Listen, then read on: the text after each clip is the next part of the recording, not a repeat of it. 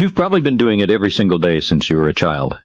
And right now, without even knowing it, this habit is quietly stealing years from your life. The habit I'm talking about is mouth breathing. Not dramatic, not flashy, just the simple act of breathing through your mouth instead of your nose. It seems harmless.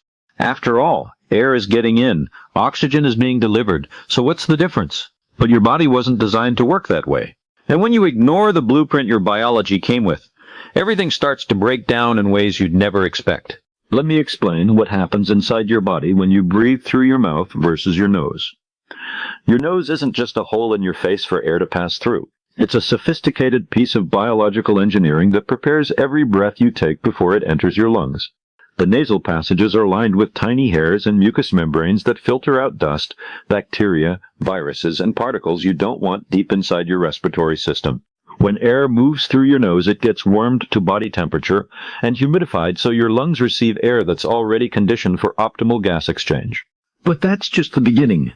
Your nose produces nitric oxide, a molecule that most people have never heard of but that plays a massive role in your health. Nitric oxide is created in your sinuses and gets carried into your lungs with every nasal breath. This molecule dilates your blood vessels, which improves circulation and helps oxygen get absorbed more efficiently into your bloodstream. It also has antimicrobial properties, meaning it helps kill pathogens before they can establish infections in your respiratory tract. When you breathe through your mouth, you bypass all of this. You're essentially taking in raw, unfiltered, unprepared air and forcing your lungs to deal with it. Now here's where things get interesting from a stress perspective. Your body interprets mouth breathing as a signal that something is wrong. Think about when you naturally breathe through your mouth during the day. Usually it's when you're exercising hard, when you're panicking, or when you're in fight or flight mode. Your body associates mouth breathing with emergency states. So when you chronically breathe through your mouth, even at rest, you're sending a constant low-level stress signal to your nervous system. This triggers a cascade of hormonal responses. Your sympathetic nervous system, the part responsible for the fight or flight response, becomes more active. Your body starts producing more cortisol and adrenaline than it should during calm, restful periods. Over time, this chronic activation wears down your adrenal glands and keeps your body in a state of heightened alert that it was never meant to sustain long-term. You're essentially living in a mild state of biological panic, day after day, year after year. Let's talk about what this does to your sleep. If you're mouth breathing at night, your sleep quality collapses. When you breathe through your mouth while sleeping, your tongue falls back slightly, your airway becomes partially obstructed, and you're far more likely to snore or develop sleep apnea. Even if you don't have full-blown apnea, mouth breathing during sleep reduces oxygen saturation in your blood. Your brain and organs aren't getting the oxygen they need for repair and recovery. During deep sleep, your body is supposed to be in full restoration mode. Growth hormone gets released. Damaged cells get repaired. Your immune system strengthens. Your brain clears out metabolic waste through the lymphatic system. But when you're mouth breathing, your sleep becomes fragmented. You spend less time in deep restorative stages. You might sleep 8 hours, but wake up feeling like you barely rested.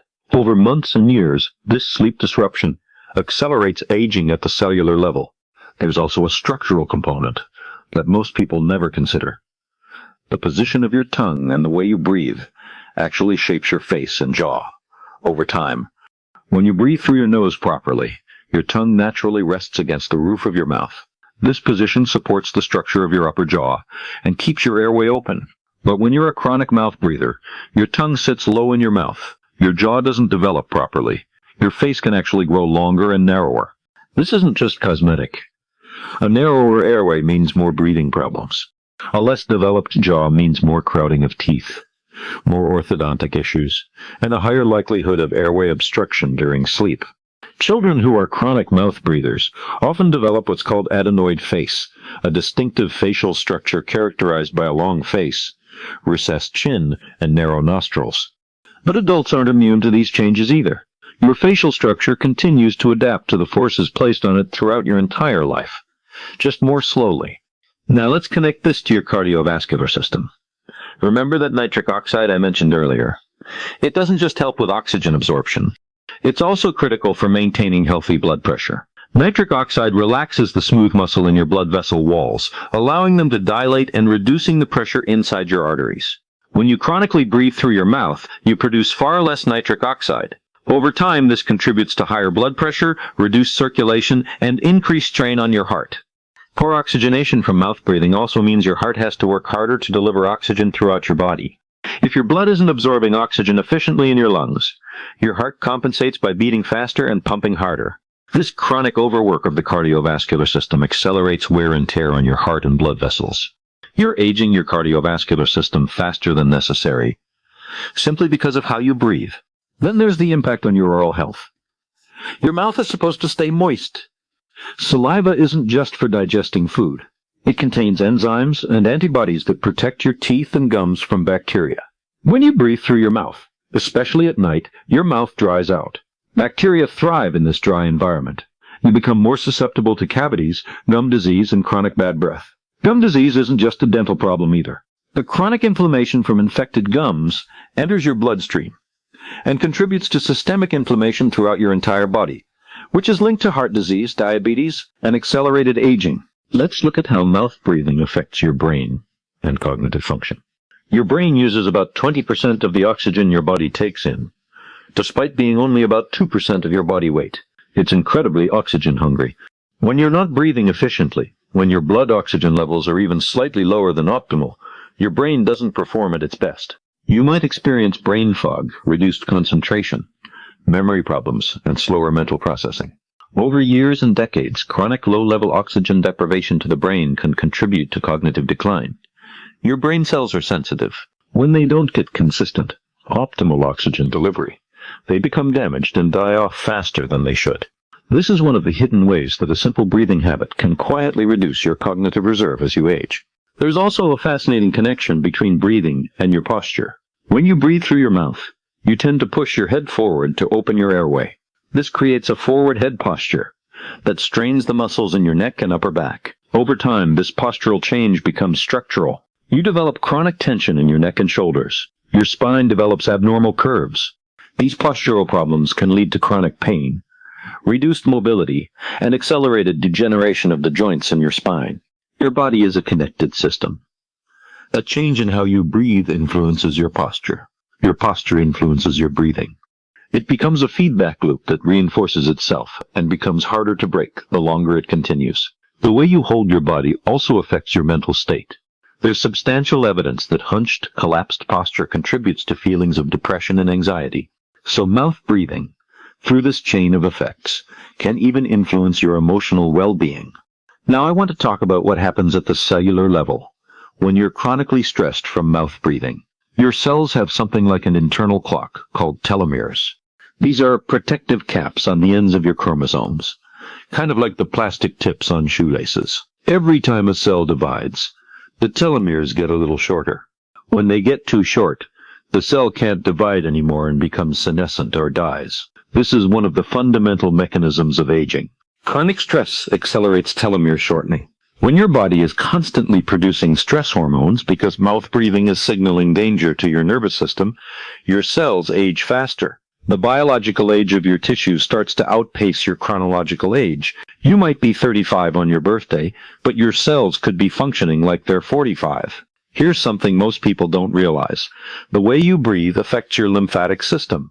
Unlike your cardiovascular system, which has the heart as a pump, your lymphatic system relies on movement and breathing to circulate lymph fluid throughout your body. This fluid carries immune cells and removes waste products from your tissues. Deep diaphragmatic breathing, the kind you naturally do when breathing through your nose, creates pressure changes in your chest and abdomen that pump lymph fluid effectively. Mouth breathing tends to be shallow and chest-based. You're not engaging your diaphragm fully.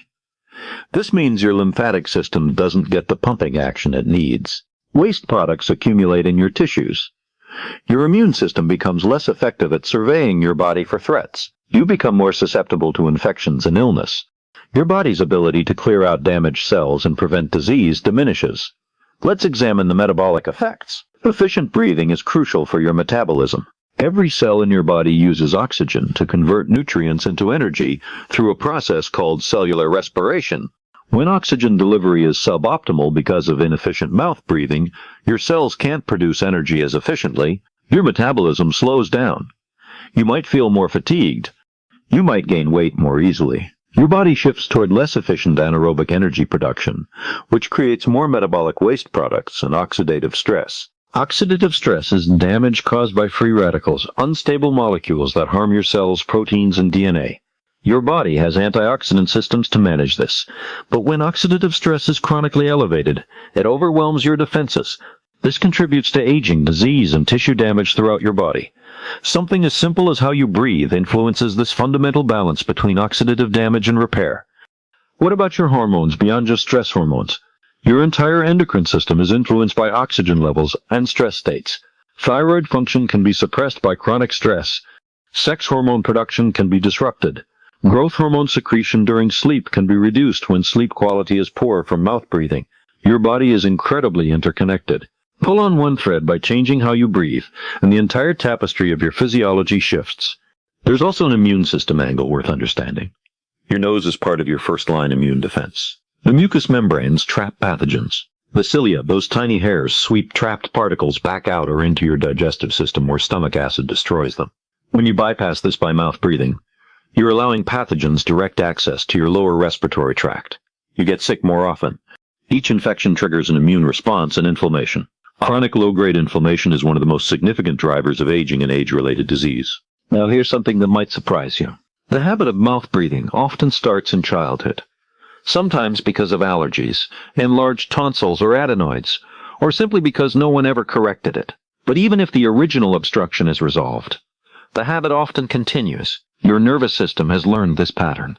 It becomes automatic. Your body has adapted to a less optimal way of breathing, and it feels normal to you because you've been doing it for so long. Breaking this habit requires conscious effort at first. You have to retrain your nervous system and your respiratory muscles. You have to make nasal breathing automatic again.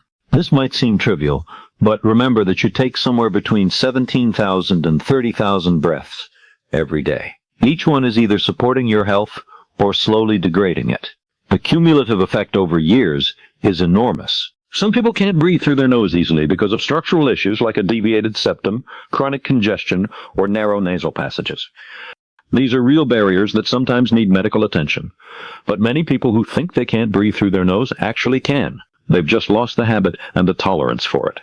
When you start nasal breathing, after years of mouth breathing, it can feel difficult at first. Your nasal passages might feel too narrow. You might feel like you're not getting enough air. But with consistent practice, your nasal passages actually adapt. They can become more open. Your body adjusts. The simple act of keeping your mouth closed and breathing through your nose, especially during sleep, can begin to reverse many of these damaging processes. Your nervous system begins to calm. Your sleep deepens. Your oxygenation improves. Your face and jaw experience better structural support. Your oral health improves. The cascade of benefits mirrors the cascade of problems, just in reverse. This isn't about breathing exercises or special techniques, though those can help. This is about the default way you breathe all day, every day, especially during the third of your life you spend sleeping. That default setting determines whether you're supporting your longevity or quietly undermining it. The invisibility of this habit is what makes it so insidious. You can't see the incremental damage accumulating. You can't feel your telomeres shortening or your cardiovascular system aging slightly faster than it should. You just live your life, and years later you wonder why you feel older than you should, why you're tired all the time, why your health seems to be declining faster than your friends who are the same age. Your body has given you a sophisticated system for bringing air into your lungs, filtering it, conditioning it, and extracting everything you need from it. When you work with that system the way it was designed, your health improves in ways you might not even notice consciously, but that compound over time into a longer, more vital life.